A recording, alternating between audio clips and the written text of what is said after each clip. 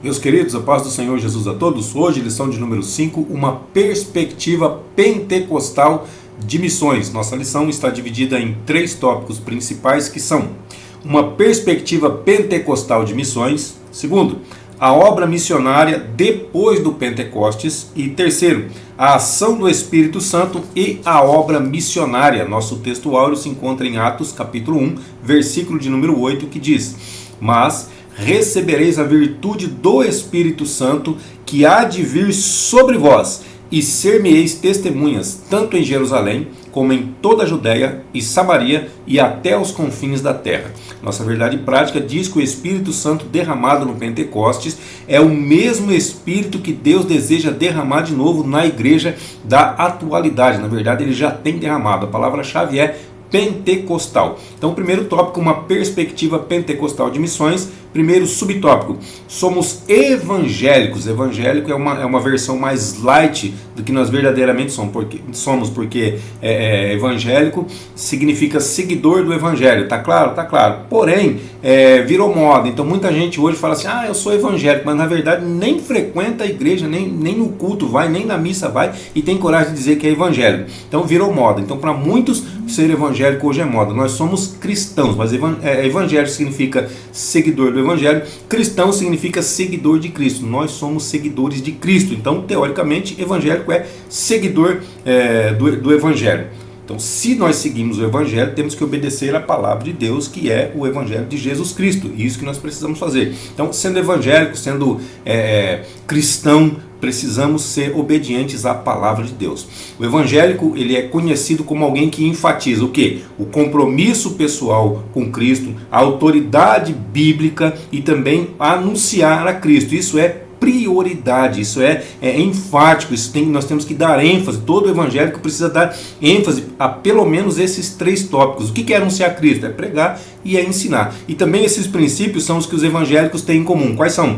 A autoridade das Escrituras, aqui da palavra de Deus, a autoridade da palavra de Deus, a salvação pela fé por meio da graça e também o sacerdócio universal de todos os crentes. Então, tudo envolve a atividade do Espírito Santo de Deus. 1 Coríntios 12, 11.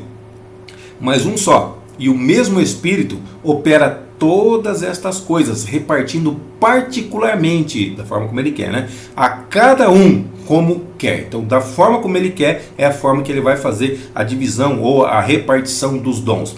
O segundo subtópico fala sobre somos pentecostais. Tivemos um trimestre todo falando sobre o pentecostalismo. Você pode visualizar nos vídeos anteriores aí. Teve um trimestre todinho falando sobre isso daí. Mas de qualquer forma, o que é pentecostal? É um ramo do cristianismo, é uma vertente do cristianismo evangélico, católico, ortodoxo, protestantes, neopentecostais. Não é isso que a gente um dos ramos.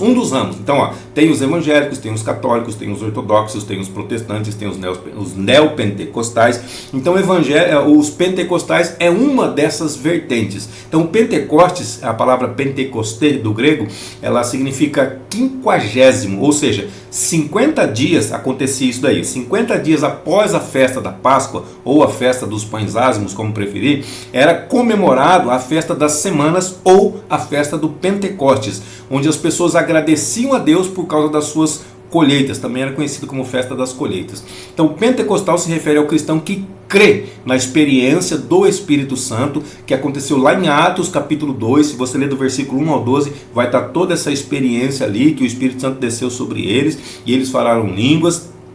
E também o pentecostal, ele crê na continuidade desses dons espirituais e também crê na continuidade do batismo com o Espírito Santo. Isso é o pentecostalismo. Então, essa experiência ela começou lá no dia de Pentecostes, na festa do Pentecostes, e ela continua ao longo dos dias. E vai terminar quando? Vai terminar quando Jesus arrebatar a sua igreja. Quem que é a igreja dele? É universal? Deus é amor? Não, não é. A igreja dele são as pessoas que seguem a ele piamente, que seguem a ele fielmente. Atos capítulo 1, versículo 10 e 11 diz assim: estando com os olhos fitos no céu, enquanto ele subia, ele aqui é Jesus, tá?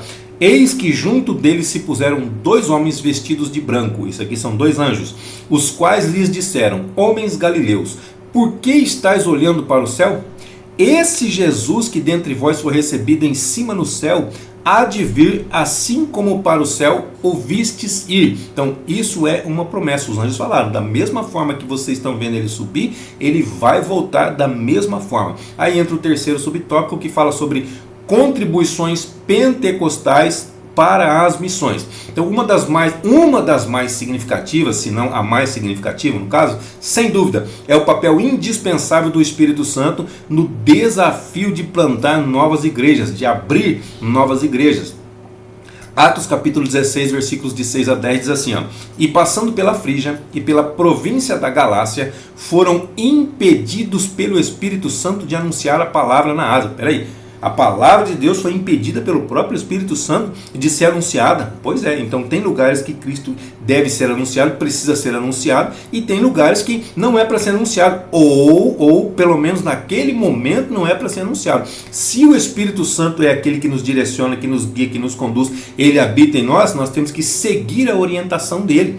Ok? Então foram impedidos pelo Espírito, eles já sabiam que era pelo Espírito, não era por um espírito ruim, é pelo Espírito Santo de Deus. Porque um espírito ruim pode tentar impedir? Ele pode até tentar impedir também, mas aqui está dizendo que foi o Espírito Santo. Então, conforme a direção que ele nos der, essa é a direção que nós temos que tomar, esse é o caminho que nós temos que seguir. Versículo 7: e quando chegaram a Mísia, intentavam ir para Bitínia. O pensamento deles é, vamos lá para Bitínia, mas o Espírito Santo não lhes permitiu. Então, ele já disse que não era para pregar na Ásia. Aí Paulo intentou ir para Bitínia e falou assim, não, por aí também vocês não vão. Peraí, o Espírito Santo também faz isso? Faz. O Espírito Santo nos guia, nos conduz para tudo, para todos os lugares que nós precisamos ir ou não devemos ir.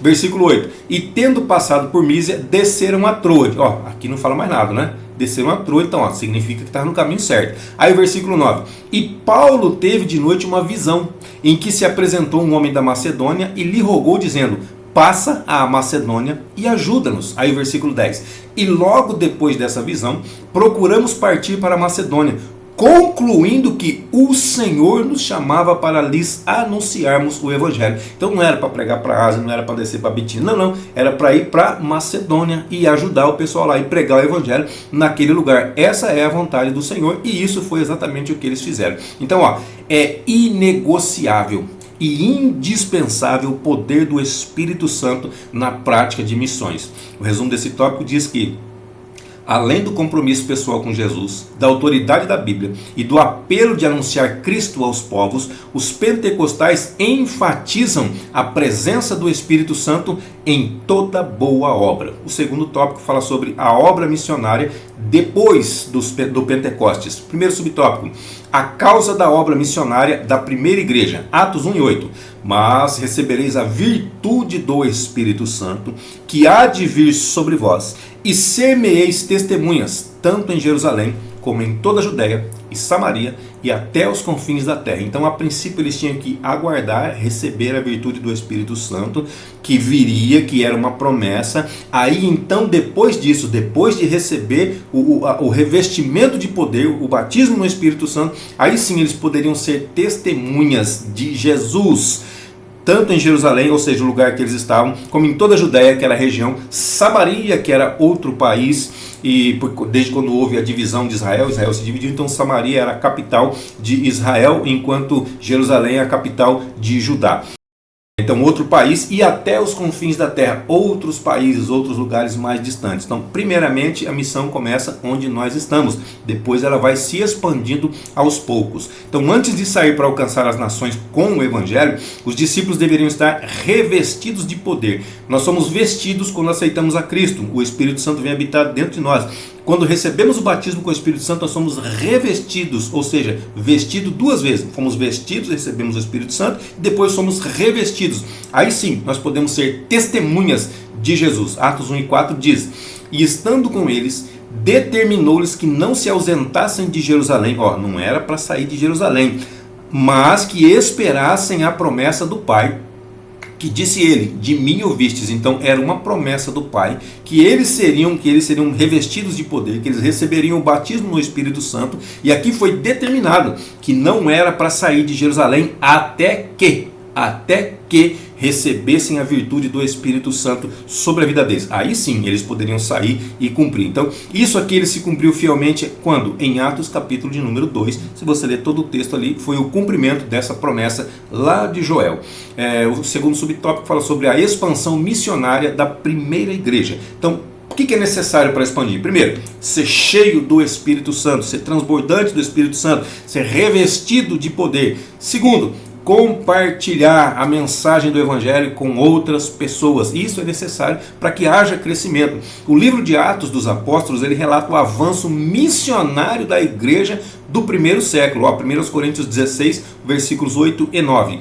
Ficarei, porém, em Éfeso até o Pentecostes, aqui é Paulo falando, porque uma grande e eficaz porta se me abriu, e há muitos adversários. Olha só que interessante, mesmo sendo uma porta aberta por Deus, não significa que vai ser só alegria, que não vai ter dificuldade, que não vai ter problema. Olha o que Paulo está falando, uma porta grande e eficaz se me abriu. Deus abriu uma porta grande e uma porta eficaz, mas tem muitos adversários, então nós temos dificuldade. Fazendo a obra de Deus, com toda certeza, nós vamos ter muitas dificuldades, muitas intempéries, muitas dificuldades, mas temos que seguir adiante. Olha o que ele disse aqui, eu vou ficar aqui por enquanto, né, até a festa do Pentecostes, depois eu vou continuar fazendo a obra do Senhor.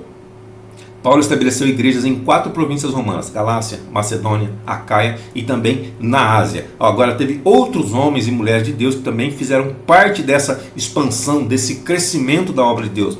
Barnabé, Pedro, Silas, Filipe, Marcos, Apolo, Áquila, Priscila, dentre tantas outras pessoas que participaram, que constam seus nomes ali no livro de Atos dos Apóstolos, que ajudaram a expandir a obra de Deus aqui na terra. Então também aqui, o diácono evangelista Filipe, por exemplo, foi o primeiro missionário transcultural, porque as pessoas pregavam só ali em Jerusalém, só dentro de Israel. Aí Filipe, ele foi evangelizar uma outra pessoa, o Espírito Santo falou com ele, levou ele até um eunuco para poder falar. Olha só, ele foi o primeiro missionário transcultural. Ele pregou para quem? Pregou para um africano, um etíope. Atos 8, 26 e 30, e o anjo do Senhor falou a Filipe, olha só, dizendo, levanta-te, vai para o lado do sul, ao caminho que desce de Jerusalém para Gaza, que está deserta, que é onde está tendo conflito hoje atualmente. E correndo Filipe, ouviu que lia o profeta Isaías e disse, entende tu o que lês? Então Filipe ele começou a correr do lado daquela carruagem e o eunuco lendo o profeta Isaías, e ele ouviu, porque ele estava lendo em voz alta, e ele ouviu e perguntou para ele, você entende aquilo que você está lendo? Ele era o chefe dos eunucos da rainha de Candace, era um homem importante, e o fato dele ter um rolo, dele ter comprado um rolo, possivelmente ele encomendou 1 ano antes, porque era demorado para fazer, não tinha copiadora como tem hoje, não tinha gráfica, não era fácil fazer uma cópia, então ele encomendou no ano anterior, quando ele desceu para adorar, encomendou, aí ele estava levando o rolo do profeta Isaías, e ele já aproveitava e estava lendo, enquanto ele estava lendo, porque não adianta só você ter a Bíblia na tua casa, eu tenho 10 traduções da Bíblia Sagrada na minha casa, não adianta ter, você precisa ler, você precisa se alimentar o seu espírito através da palavra de Deus, era isso que ele estava fazendo, e ele estava tentando se alimentar, porém ele não conseguia entender. Filipe perguntou, você está entendendo o que você está lendo? Ele, não estou entendendo. Ele está falando de quem? Ele está falando de si mesmo ou está falando de outro? Aí através dessa palavra, Filipe aproveitou para poder evangelizar.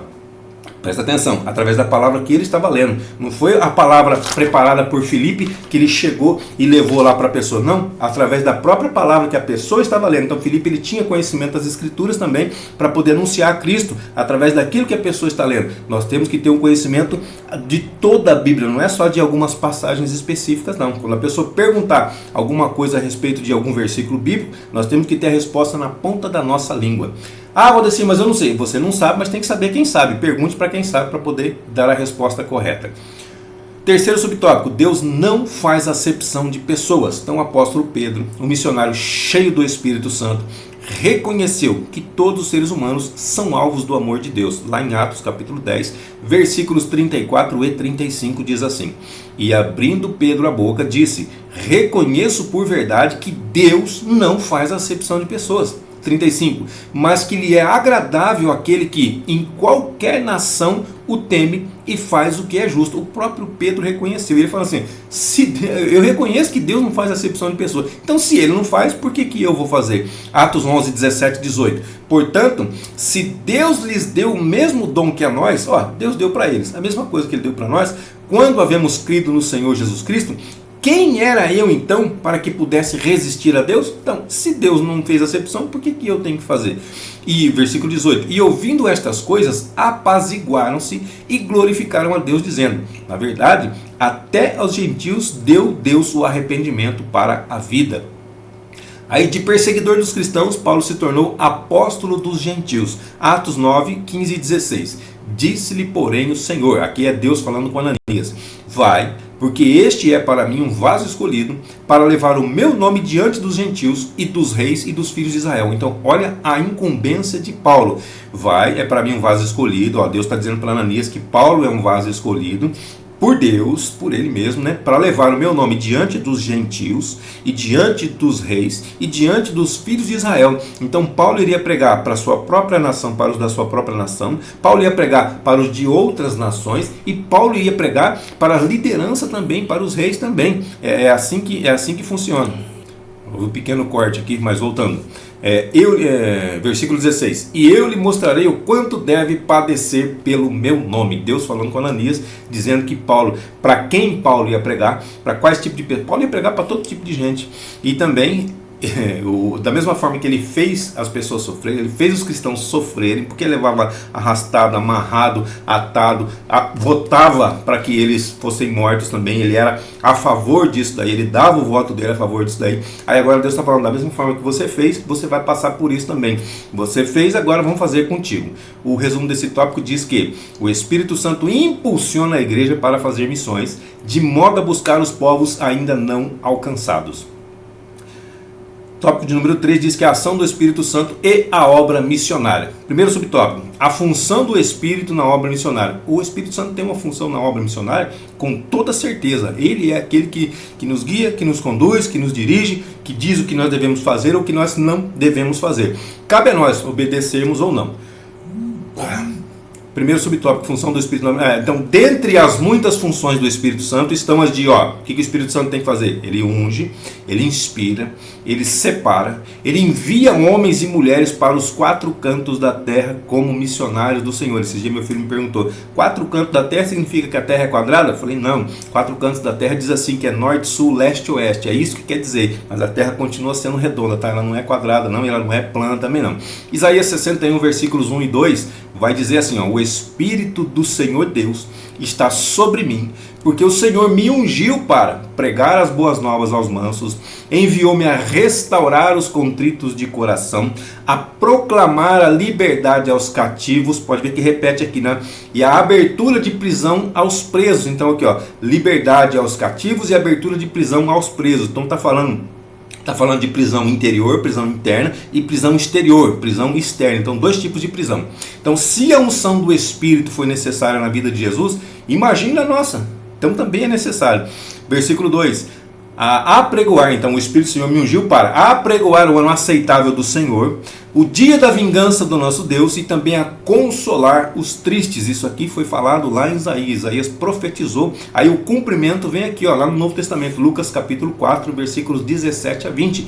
E foi-lhe dado a quem? Dado a Jesus, o livro do profeta Isaías. E quando abriu o livro, achou o lugar em que estava escrito: o Espírito do Senhor é sobre mim. Pode ver as mesmas palavras: pois que me ungiu para evangelizar os pobres, enviou-me a curar os quebrantados de coração, a pregar liberdade aos cativos e restauração da vista aos cegos, a pôr em liberdade os oprimidos, a anunciar o ano aceitável do Senhor. E encerrando o livro, tornando-o a dar ao ministro, assentou-se, e os olhos de todos na sinagoga estavam fitos nele. E na sequência ele ainda vai dizer assim: hoje se cumpriu essa escritura. Olha só as palavras dele. Então Isaías profetizou, aí vem no Novo Testamento, Jesus vem e se cumpre essa escritura, e ele lê exatamente o ponto onde falava a respeito dele. O segundo subtópico fala sobre o Espírito Santo capacita para a obra. Então o Espírito Santo é quem escolhe e envia missionários para anunciarem as boas novas de salvação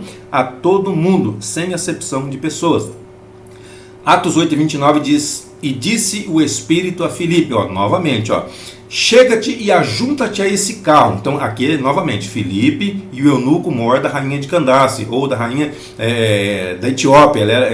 Eles eram etíopes, tá? Eles eram africanos. Então aqui e disse o Espírito a Filipe, não é isso? Chega-te e ajunta-te a esse carro. O próprio Espírito, ele que está falando com Filipe, ele que anunciou a Filipe, ele que falou para Filipe o que Filipe tinha que fazer. Olha só, Atos 13:2. E servindo eles ao Senhor e jejuando, disse o Espírito Santo: apartai-me a Barnabé e Saulo para a obra a que os tenho chamado. Então o Espírito Santo chama, o Espírito Santo capacita e o Espírito Santo envia. E diz até o que você precisa falar, diz aonde você deve estar, por que caminho você deve seguir. Atos 20:28. Olhai, pois, por vós e por todo o rebanho sobre que o Espírito Santo vos constituiu bispos, para apacentardes a igreja de Deus, que ele resgatou com seu próprio sangue. Então olha só, aqui você pode notar que tem as três pessoas que nós costumamos falar sobre a Trindade, uma palavra que não consta na Bíblia,